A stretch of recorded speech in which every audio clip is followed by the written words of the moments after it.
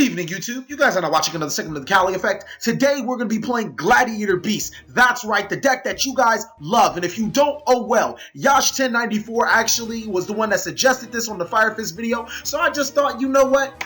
Fire Fist are really good. He knows I like the Gladiator Beast. He must have been a really big Cali Effect fan for a very long time because I have not touched his deck in such a long time. So we are going to be playing Gladiator Beast. Yes, Bastari is at 3. No, I'm not going to be using 3 Bastari. Just like Fire Fist, I do not use the maximum required because it almost seems redundant to use so many copies. But I'm going against this ShaddollSworn player right now. I'm like, uh-oh, he seemed to be pulling off the combos. And I'm like, nope, you hit the Wabaku.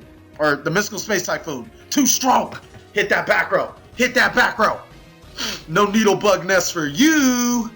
So now he's going to summon the Lila. And I believe he's actually going to activate the Lila's effect, which is not bad. But I'm going to activate that Wabaku just in case you try to drop so many other monsters. And my Ramillo needs to do some damage. But Gladiator Beasts are a very, I don't even know how to say this. Challenge deck, even with Bastari at 3. I know Gladiator Beasts are still not that good with Bastari at 3, and I've tried actually a couple of different methods when playing this deck. This time you guys are going to see Murmillo and just basically all the good Gladiator Beasts meshed into one. I really like Sandmite if you're running Test Tiger Prisma build, mainly because you can loop into a Sandmite Test Tiger, or you know, whatever you have to do, run over an opponent's monster, and that instantly gets you a Gladiator Beast War Chariot. Any Gladiator Beast player knows, well, any good Gladiator Beast player knows, once you get War Chariot into your hand, thank you, Thanatos Axios, just instantly loses. It's just nothing else you can do about that. It's just that War Chariot loop is just too strong. It ain't nothing else. So right now I'm going to go into the Lucari, and I am going to not activate Sandmite. Nah, Cali Effect. Nah, I'm trying to get some War Pluses off of that. I'm going to set the War Chariot, and I'm going to set the Mirror Force. Why am I running Mirror Force? Because I'm scared of Judgment Dragon. Yeah. He summons Judgment Dragon, he runs into my Lucari, Mirror Force that hoe! But yeah, that obviously doesn't happen because I'm not going to allow him to play Judgment Dragon in his ShaddollSworn variant deck. He's going to summon Raiding, and I'm going to let him get away with that. And then I kind of regret letting him get away with that because he got a wolf. And now I'm like, uh-oh, I might be in trouble. Yeah, this isn't going to bode out too well for me. Provided, let's say I did not have Mirror Force. I would have attacked the Gladiator Beast Lucari, but I do have 2 backgrounds, so it probably would have been a Wabaku. It doesn't really matter. But he's going to go into Excited Knight, and I'm like, okay. You know I got a War Chariot. You know you can't activate Excited Knight right now, and I have a War Chariot, so this is going to be really interesting. And that's where Kaiser Coliseum comes in. For those of you who don't know, Gladiator Beasts are a very advantageous type deck that normally only sits on 1 or 2 monsters on the board. Let's say if I do sit on a 2100 attack Lucari or just a Gladiator Beast Heraclinos, my opponent is going to have a really hard time Exceed summoning with him only being able to play 1 monster, so it's pretty much of a problem. And then on top of that, I get the loop War Chariots back into my hand through the effect of Gladiator Beast Quest. It's just not really that easy. Any excess Gladiator Beast monsters I can tag out and make into Gladiator Beast Esadari, which is a 2500 roaming beat stick. I wish he could tag out, but I guess not. We're going to go into Rotari. Rotari's going to banish a Lightsworn monster. I just don't trust that Judgment Dragon. Cali Effect got major plays, man. Then we're going to go on a quest. A quest effect is going to grab War Chariot. Now here is the only problem with running the Esadari Kaiser Coliseum. It kind of technically completely locks you out from playing Yu-Gi-Oh! Yourself. Because if your opponent just keeps playing monsters, you kind of just have to keep attacking with those monsters. I mean, you could get an extra Gladiator Beast monster, attack, and then make another Esadari, but you're losing monsters in the long run. Ultimately, it does prevent the opponent from summoning mass multiples of monsters, something that Gladiator Beast cannot get over. He's going to set a back row and a monster, and I'm like, well, I drew 2 Kaiser Coliseums. That's even more amazing. I mean, I could have drawn any other card, but no, you draw 2 Kaiser Coliseums. All right. We're going to attack into his monster. And it's going to be a Shadow Falco. No, you thought Kaiser Coliseum too strong. No Shadow Falco effect for you. So he's going to go ahead and draw into his draw phase. Kaiser Coliseum ×2 sitting on the field with the Gladiator Beast Esadari. Mirror Force in the back row. He summons Meltion. You know, if he attacks with that, I'm just going to activate that War Chariot, right? And then that's when I draw my Bay. I draw my Bay Rotari. That's all I needed is Rotari. So I'm going to go past turn. Yeah, what you thought?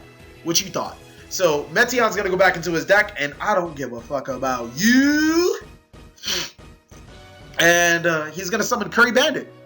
You know what? I wasn't 100% sure if I wanted to let him that go away, seeing that he does play Shadoll and he does play Lightsworn.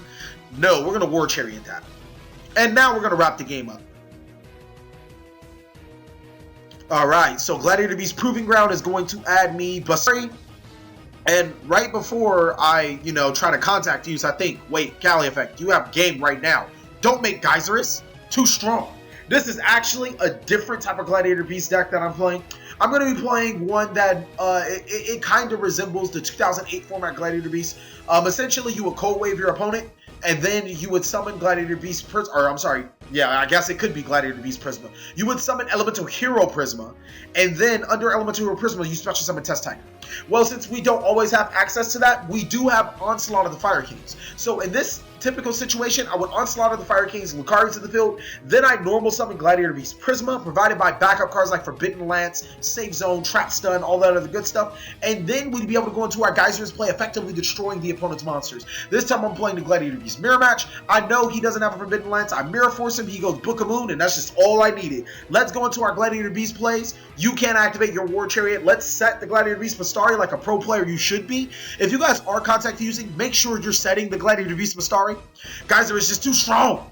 You're running to a bottomless. I've been bottomless for my Bastari when Bastari has had one before. It does not feel good at all, I'm telling you. I promise you guys. So Geyserus is going to get rid of his monster threat and a back row. He's going to activate Torrential Tribute. But here comes Forbidden Lance to the rescue. No! Now only have one back row to worry about. Geyserus is going to hit for that damage. That 1500 damage, and then tag out into double Lucario. Something that Gladiator Beast players cannot get over is double hyped up Lucario. It's very hard. I know. I'm a Gladiator Beast player. I should know. It's extremely hard to get over double Lucario. Back to, I don't even know how to, chemistry? Oh, Alchemist X1's effect. He summons Reborn Tengu, which actually I didn't expect coming, but it doesn't matter. We got Proving Ground into Bastari, and we're just going to go mix and mash, mix and mash. We're going to set, and we're going to contact Fuse into the Geyserus one more time, and then he doesn't really want to play Yu-Gi-Oh! I don't really blame him. I did draw a really good hand. This time we're going to be going against Alucard. Sweet. We get to go against an Alchemist and an Alucard. And he's going to be playing normal Pendulum Summon, a deck that's actually been receiving a lot of hype as of recent. It's not really a bad deck, but I'm going to show you exactly what Gladiator Beast would do against any Clifford Pendulum type deck. First of all, we disrupt their plays, and then secondly, we continue to disrupt their plays. Even with the Gladiator Beast War Chariot not being useful to them, kind of, sort of, because they still exceed, so we'll still disrupt their play. I'm going to start off with that Lucario damage, too strong. Hitting with that 1800, you gonna take it. He wasn't ready. He drew his cards, but he wasn't ready. Set that Typhoon, set that Mirror Force, set that War Chariot, and ask him, you got Stabe Met? Hey, Alucard, you got Stabe Met? Because you ain't got Stabe Met, you ain't special, huh? And that's exactly where I'm going to put this deck. Right back into the special home. That blind MST too strong. Hitting a card that does not matter against a normal Pendulum deck. This is why you don't blind MST, fellas. I mean, if you're going against Gladiator Beast, there's a chance that there's a War Chariot. I don't think War Chariot would help you unless you can make X-Sidon or something. But seeing that he didn't play any monsters in the beginning, I don't think he really has enough monsters to exceed summon with.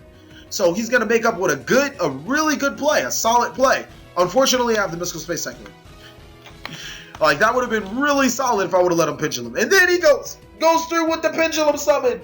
I'm like, no! Every single time I Typhoon one of their Pendulum scales, they always have another. Always. It's always so annoying. But he's going to attack into my Lucario, and he's going to meet this Mirror Force. Too strong! I don't even care about all the monsters going back to the deck. I'm just going to round and pound and advantage him round. Yeah. Yeah. So a monster in defense that looks like Lucario bait. Uh-oh. E-call. E-call. That's not what you want to see today. That's not what you want to see. E-call for Prisma. We're going to summon Prisma. I'm going to show you a little combo, fellas. We're going to activate Prisma's effect. Prisma's effect is going to reveal Gladiator Beast Geyserus to send Bastari to the graveyard. And then we're going to go ahead and make that Geyserus. Yeah. Yeah. With that Geyserus, we're going to pop 2 of his cards. I'm going to assume I'm going to pack both Pendulum Scales, just prevent him from scaling out. And then, as you guys can see, all of his advantage is lost because all his Pendulum Scales are back into the deck. He has no cards in hand and not able to make another Pendulum Scale for quite some time. I'm going to talk into a Star Seraph Silver, and I'm like, this nigga plays fucking effect monsters? Man, he's good. Shit, I didn't see that shit coming. And we're going to make Lucari and Darius. Now, what Darius is going to do is special summon Bastari. Lucari's going to sit there and look pretty. Darius is going to special summon Bastari, like I said. Bastari activate because it's mandatory, but its effect will be negated, so whatever. And then we'll make Heraklinos. Heraklinos just, no more Pendulum for you. Thank you guys for watching another segment of the Cali Effect. Please like, comment, subscribe, but most of all, enjoy.